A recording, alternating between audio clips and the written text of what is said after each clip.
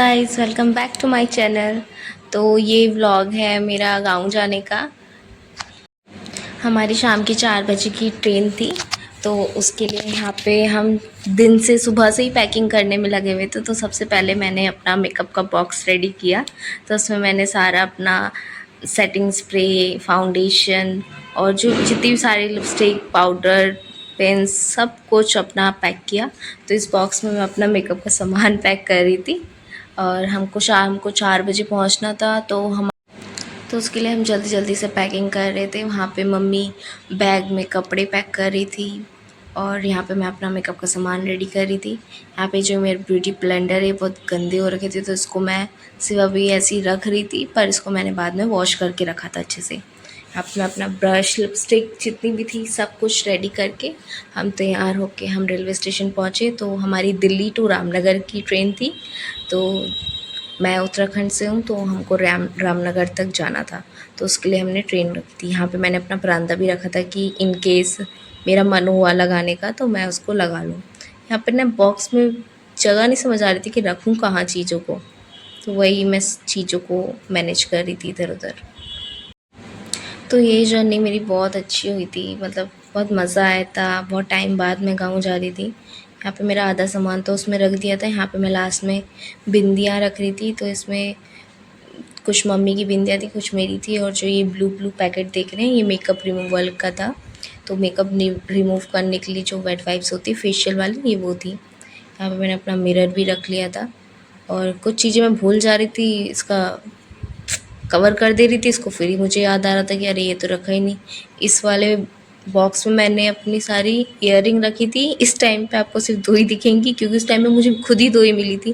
पर बाद में जब वीडियो ऑफ कर दिया था, कैमरा ऑफ कर दिया था, तो उसके बाद मुझे बहुत सारी मेरी मिल गई थी इयररिंग्स। फिर मम्मी की भी इयररिंग्स रखी थी। इसमें मैंने अपने सारे अभी ब्लेंडर ऐसे ही रखे हैं बिना धोए हुए, पर इसको बाद में मैंने वॉश करके अच्छे से रख दिया था। यहाँ पे हमारी पैकिंग होके हम रेलवे स्टेशन पहुँच गए थे। तो हम पुरानी दिल्ली रेलवे स्टेशन से हमको अपनी ट्रेन लेनी थी, तो हम दिल्ली जंक्शन पे आ गए थे। यहाँ पे हमने उतर के यहाँ से हम अंदर की तरफ जा रहे थे चेकिंग कराते हुए। और यहाँ से अगर हमने तो ऑनलाइन टिकटें बुक करी थी, अगर कोई ऑफ़लाइन लेता है तो यहीं से आपको ऑफ़लाइन टिकट लेनी होती है। और जो ये स्क्रीन दिख रही है, यहाँ से हमने अपनी जो ट्रेन का टाइमिंग, प्लेटफॉर्म, ये सब दोबारा से रीचेक किया था कि इन केस वो कभी कभी ट्रेन कुछ अलग प्लेटफॉर्म पे आ जाती है और कुछ अलग टाइमिंग पे आती है, कुछ लेट हो जाता है, कुछ हो जाता है, इस वजह से। तो यहाँ पे हम प्लेटफॉर्म नंबर 6 पे आ गए थे अपना सारा सामान लेके। और यहाँ पे मम्मी पापा बैठे थे और यहाँ पे मैं हूँ। मैंने बहुत सिंपल सा रखा था, कुर्ती और प्लाज़ो पहनी थी और सिंपल सा ही मेकअप रखा था, जिसमें सिर्फ लिपस्टिक लगाई थी मैंने। और हेयर को मैंने बन बनाया था और हम टिक्का लगाया था हमने। यहाँ पे हमने अपनी ट्रेन बोर्ड कर ली थी और यहाँ पे मम्मी लोग बैठ गए थे। मम्मी उस साइड थी और मैं इस साइड थी। यहाँ पे हमारी ट्रेन चल गई थी और अच्छे से हमने क्लिप ले रहे थे कि ऐसे से करेंगे। फिर हमको बहुत टाइम हो गया था, शाम का टाइम हो गया था। तो ऐसे जाते जाते, क्योंकि हम रात को पहुँचे थे रामनगर, तो हम बैठे बैठे बस ऐसे ही फ़ोन चला रहे थे, कुछ स्क्रॉल कर रहे थे, कभी कुछ कभी कुछ। और ऐसी ट्रेन में ऐसे खाना पीना वाले देने आते हैं। यहाँ पे मम्मी से बात कर रही थी। यहाँ पे आप मेरी हालत देख सकते हैं रात को, मतलब कैसी हालत हो गई थी, कैसे मैं बन के आई थी और कैसे मैं हो गई थी यहाँ पे। हाँ भाई, सबकी हालत बहुत डाउन थी, क्योंकि सफ़र में थकान हो ही जाती है। और उससे पहले तो और भी जने थे, पर काशीपुर एक स्टेशन आता है, जो हमारा स्टेशन होता है उससे पहले। तो ये काशीपुर का व्यू है, आप काशीपुर का पूरा रेलवे स्टेशन देख सकते हैं यहाँ से। तो उसके बाद हमें पूरी खाली मिल गई थी सीट, क्योंकि वहाँ पे लोग उतर गए थे, तो हम पूरा आराम से फैल गए थे सीट पे। तो मम्मी मेरी साइड आ गई थी, विंडो की साइड। तो यहाँ पे ये देखिए आप, काशीपुर का जो रेलवे स्टेशन है उसका पूरा व्यू कि कैसा रेलवे स्टेशन है यहाँ पे। हमने आराम से फिर यहाँ से काशीपुर से रामनगर तक 1 घंटे का सफ़र होता है, तो वो हमने तय किया और हम 1 घंटे बाद सीधे अपने लोकेशन पे रामनगर पहुँच गए थे। यहाँ पे आप देख सकते हैं सारा ये पूरा रेलवे स्टेशन है, लोग वेटिंग कर रहे हैं। एंड फाइनली हम लोग रामनगर पहुँच गए थे। यहाँ से हम अपना सामान उठा रहे थे, पापा लेके आ रहे थे, कुछ मैं लेके जा रही थी, कुछ मम्मी लेके जा रही थी। और इस टाइम पे पूरी ट्रेन इतनी खाली हो गई थी, तो मन तो था कि आराम से जाके बैठ सकते हैं, बट कोई फ़ायदा नहीं क्योंकि हमारा स्टेशन आ गया था। यहाँ पे जो मिरर लगा होता है उसमें मैं क्लिप ले रही थी, और उसके बाद यहाँ पे हम उतर के आगे के लिए हम बाहर निकल रहे थे, क्योंकि उसके बाद हम अपना जो बस स्टैंड है वहाँ रामनगर पे पहुँच के हमको बस लेनी होती है आगे जाने के लिए। तो ये रामनगर के बाहर का व्यू है, आप देख सकते हैं कितना अच्छा लग रहा था ये रामनगर, जो इसमें बोल्ड और रेड हाइलाइट्स कर रखे थे। हाँ, इसके बाद हम पैदल रास्ते पे आपको दिखाते हैं। यहाँ से रिक्शा भी जाते हैं रामनगर वो बस स्टैंड के लिए, बट हमने रिक्शा को ना प्रेफर करते हुए हम पैदल ही गए थे। सामान को हमने रख लिया था अपने सरों पे, एक मम्मी ने रखा था, एक बैग मैंने अपने सर पे रख लिया था, और यहाँ से हम आराम से चल रहे थे। देख सकते हैं, मैं आपको दिखा भी रही हूँ। तो ये सुनसान हो गया था क्योंकि हमको लगभग 9 साढ़े 9 हो गए थे रामनगर पहुँच के, और यहाँ पे हम आ गए थे बस स्टैंड पे, जो रामनगर का बस स्टैंड है। ये जो एचपी का पेट्रोल पंप है यहीं पर ही बस स्टैंड है रामनगर का। तो यहाँ पे हम रात को बस नहीं ले सकते थे क्योंकि जो रामनगर से आगे जाने के लिए जो रास्ता होता है वहाँ पे गेट होता है, तो वो रात को बंद हो जाता है। तो इस वजह से हमको सुबह तक का ही वेट करना होता है। जो सुबह की पहली बस होती है वो सुबह 3 बजे स्टार्ट होती है, तो हमको वही वेट करना था। तो हम आराम से बैठ के कुरकुरे को एंजॉय करते हुए वेट कर रहे थे। फिर थोड़ी देर बाद हम बैठे बैठे बोर हो गए थे, तो मैं पापा के साथ आराम से बाहर तक थोड़ा सा रोड पे टहलने के लिए निकल गए थे। करीबन 2 से ढाई बजे हमें बस मिल गई थी, तो हम बस में बैठ चुके हैं।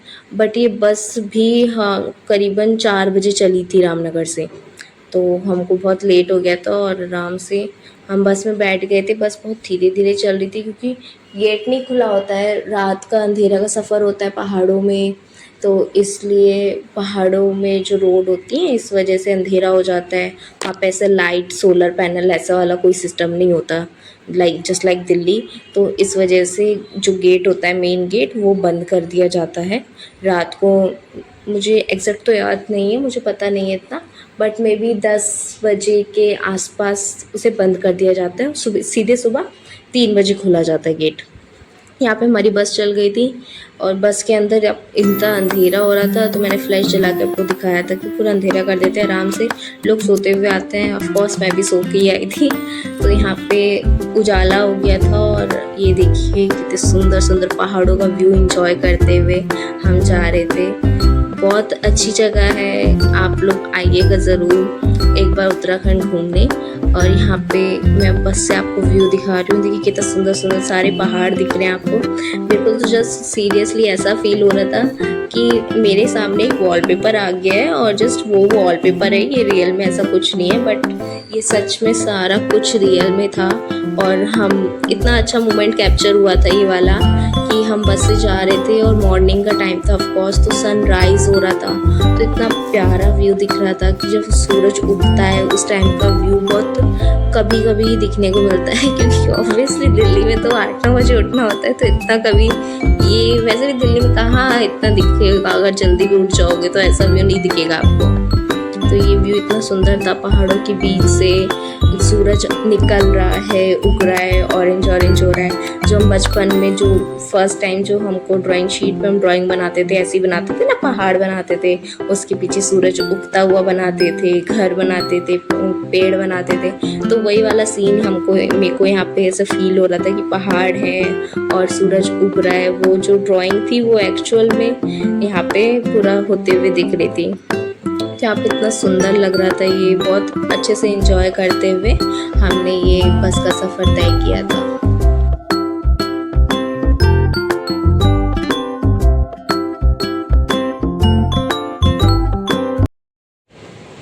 इन हसीन वादियों का नज़ारा आप भी उठाइए और देखिए कितने अच्छे अच्छे रास्ते हैं। रास्ते बहुत पतले हैं और सीरियसली मतलब दिल्ली में इतनी चौड़ी रोड होने के बाद भी लोगों से गाड़ियाँ नहीं निकाली जाती हैं। और गाँव में पहाड़ों में इतनी पतली रोड होती है, इतनी कम रोड होती है, उसमें से फिर भी इतने ट्रक, इतनी बड़ी बड़ी बसें एक ही रोड से एक ही साथ निकाल देते हैं। मतलब एक वो होती है, वह अच्छे से मतलब पता नहीं कैसे निकालते हैं इतना। ऐसा कभी कभी तो ऐसा लगता है कि बिल्कुल किनारे पे होते हैं कि कहीं गिर ना जाए, बट नहीं, वहाँ के जो ड्राइवर्स होते हैं उनको बहुत अच्छा एक्सपीरियंस होता है पहाड़ों में गाड़ी चलाने का। तो जो दिल्ली वाले होते हैं वो पहाड़ों में नहीं चला पाते हैं, क्योंकि वहाँ का अलग हर जगह जगह पे मोड़ है, पहाड़ है।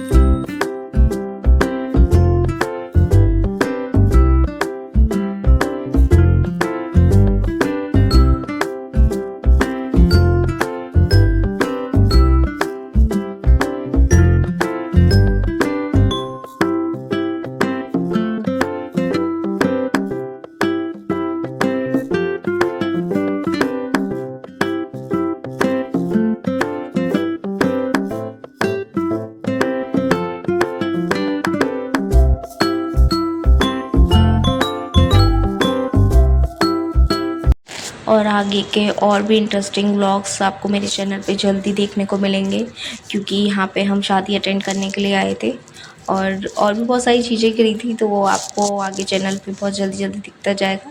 फाइनली यहाँ पे हम अपनी मेन मार्केट भद्रोज खान में आ चुके हैं। भद्रोज खान हमारी मेन मार्केट है, तो वहाँ पे हम आ चुके हैं।